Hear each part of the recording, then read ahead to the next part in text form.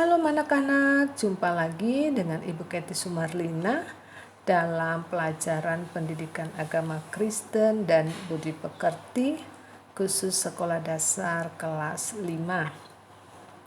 Nah, seperti biasa sebelum berkegiatan kita harus berdoa.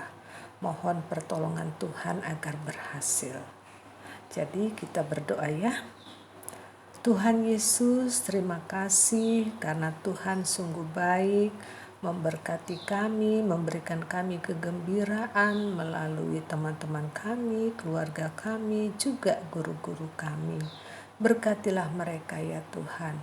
Berkati juga bangsa dan negara kami agar terhindar daripada segala penyakit. Tuhan Yesus, kami akan belajar. Tuhan berkatilah kami.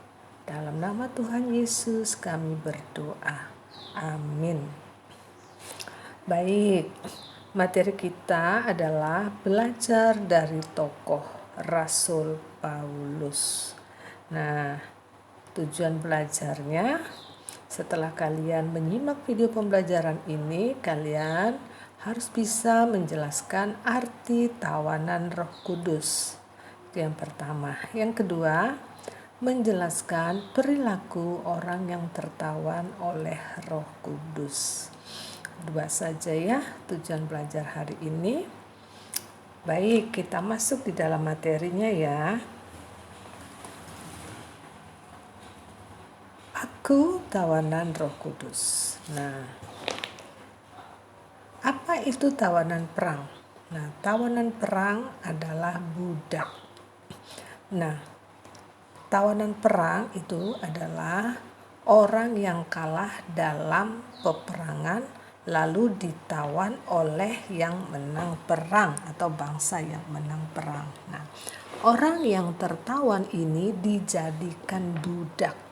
Budak itu kehidupannya sangat menderita, sangat kekurangan, sangat menyedihkan. Bahkan dia tidak ada hak atas dirinya sendiri. Jadi apapun diatur oleh tuannya, ya, tidak menyenangkan. Nah, sebagai contoh, bangsa Israel pernah ditawan oleh bangsa Babel.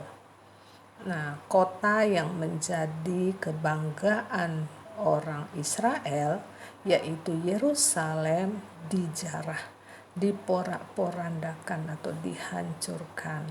Tentu saja ini sangat memalukan bagi bangsa Israel ya. Mereka diejek, diolok, dihinakan.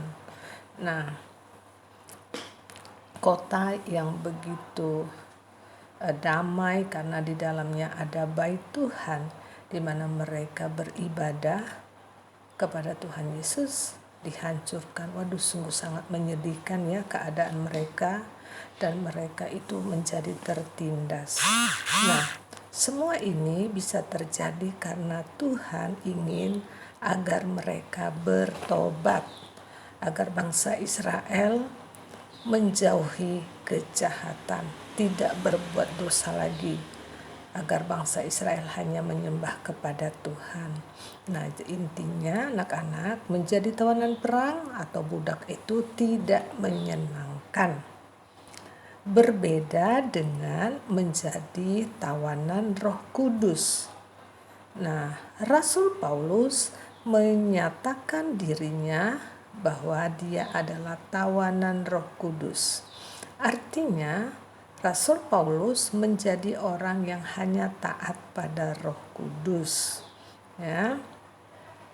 Nah, kita melihat kehidupan Rasul Paulus bahwa Allah berkuasa penuh atas dia.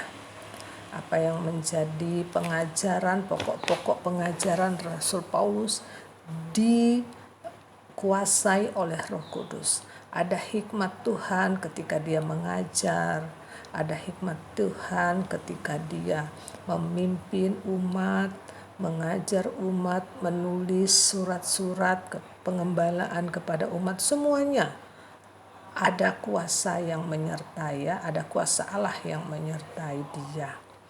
Nah, Kemudian yang kedua, Rasul Paulus itu menjadi tawanan Roh Kudus, ia hanya ingin melakukan kehendak Tuhan Allah. Jadi Tuhan ingin dia pergi misalnya ke Efesus, kota Filipi, maka dia pergi. Ketika Tuhan izinkan dia harus mengalami karam kapal untuk pergi menginjil, maka dia tetap melakukannya walaupun banyak mengalami tantangan, walaupun banyak mengalami satu rintangan yang berat. Nah, kitab 1 Yohanes pasal 2 ayat 6 menjelaskan, barang siapa mengatakan bahwa ia ada di dalam Yesus Kristus, ia wajib hidup sama seperti Kristus telah hidup. Nah, artinya anak-anak, sebagai umat Tuhan, sebagai orang yang percaya kepada Tuhan Yesus, kita sering mengatakan bahwa kita itu tinggal di dalam Tuhan. Kita anak Tuhan. Maka kita pun wajib untuk hidup seperti Kristus hidup. Jadi menjadi tawanan Roh Kudus. Roh Kudus itu adalah Allah sendiri, kan? Nah, ciri-ciri tawanan Roh Kudus yang pertama, menyerahkan diri dipimpin oleh Roh Kudus, ya. Kalau Roh Kudus menggerakkan hati kita untuk berdoa bagi orang lain, kita harus lakukan. Jadi hidupnya dipimpin. Mungkin kita diutus Tuhan untuk menasehati orang lain, maka kita pun harus melakukannya. Kemudian yang kedua, menjadi pengikut Kristus, artinya mempercayai Tuhan, menyediakan diri kita untuk hidup di dalam kebenaran Tuhan, hidup sesuai aturan Tuhan, ya, tidak melenceng, terus mengikuti perintah Tuhan di dalam Alkitab. Kemudian yang ketiga, wajib hidup seperti Yesus. Nah, kita tahu bahwa Yesus ketika hidup di bumi ini, dia memberikan banyak keteladanan. Dia penuh kasih, maka kita pun harus mengasihi.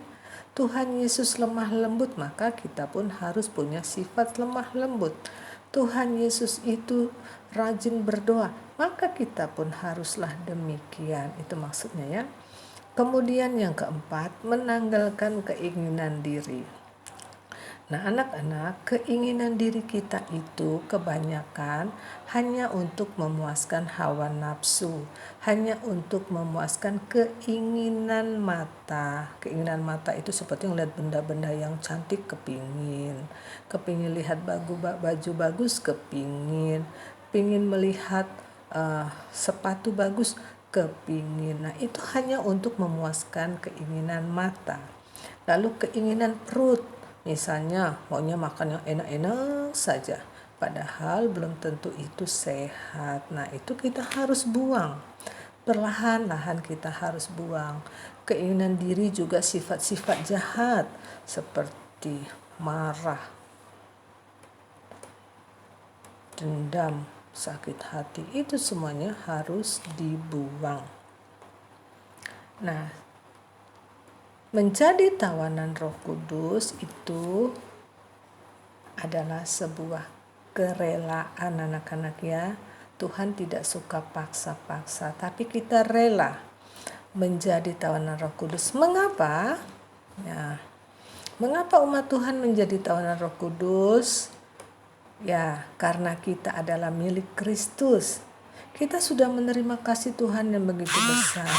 Kita sudah mendapatkan pengampunan dosa, ya, dosa kita yang banyak sudah Tuhan ampuni dengan darah Yesus. Kita sudah dibenarkannya, ya. Seharusnya kita adalah orang yang bersalah, tetapi di hadapan Tuhan kita dijadikan benar. Itu ajaib sekali, ya. Kemudian banyak lagi, kita sudah dipelihara Tuhan. Masih banyak lagi anak-anak, ya. Jadi kita ini orang-orang yang spesial, miliknya Tuhan. Yang kedua, yaitu agar Tuhan dipermuliakan. Ya, kehidupan kita yang meneladani Yesus Tuhan, baik di dalam perkataan, perbuatan, dan tingkah laku, maka semuanya itu tentu saja menunjukkan Tuhan yang kita sembah itu Tuhan yang sungguh penuh kasih.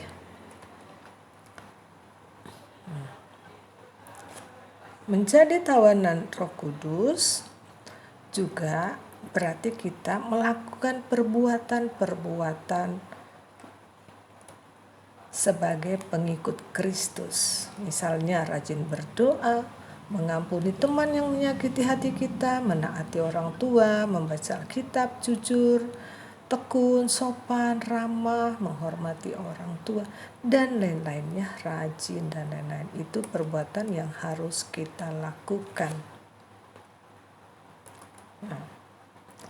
Lalu, selain perbuatan yang harus kita lakukan, keinginan daging tadi, yaitu perbuatan atau perilaku yang harus kita buang, seperti marah, sakit hati, dendam, malas, bohong, berkata kasar, berkata kotor, melawan orang tua, menolak dinasehati, sombong, ego, dengki, memenang sendiri, keras kepala, dan lain-lain.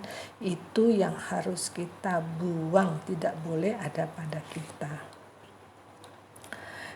Kesimpulannya, setiap orang yang menyebut dirinya pengikut Kristus wajib hidup menurut keteladanannya Tuhan, yaitu hidup sesuai kehendak Tuhan.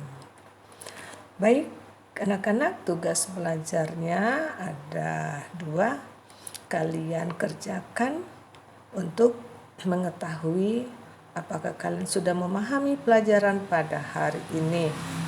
Oke, selamat belajar. Tuhan Yesus memberkati. Tetap semangat, tetap berdoa, tetap gembira, membaca Alkitab dan melakukannya. Karena kita adalah pengikut Kristus yang wajib hidup seperti Kristus. Baik anak-anak, sampai jumpa di lain waktu.